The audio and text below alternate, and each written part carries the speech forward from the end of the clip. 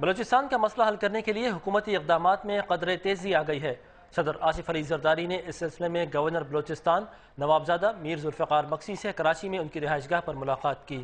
صدر نے گورنر سے کہا کہ وہ مکسی قبیلے کا سربراہ ہونے کی حیثیت سے بلوچستان میں دیگر قبائل کے سربراہوں سے قیام امن اور بات چیت کے لیے رابطے کریں۔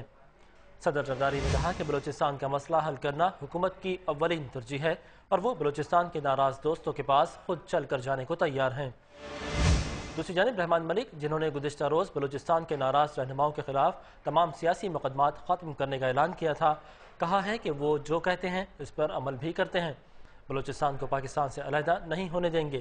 تو اگر آدھا % یا پونا % صرف ایک ہی رٹ لگاتے ہیں کہ وہ پاکستان سے علیحدہ ہونے چاہتے ہیں تو وہ ہم نہیں ہونے دیں گے۔ مقدمات کی واپسی کے لیے انہوں نے چیف سیکرٹری بلوچستان کو تحریری احکامات بھی جاری کر دیے ہیں۔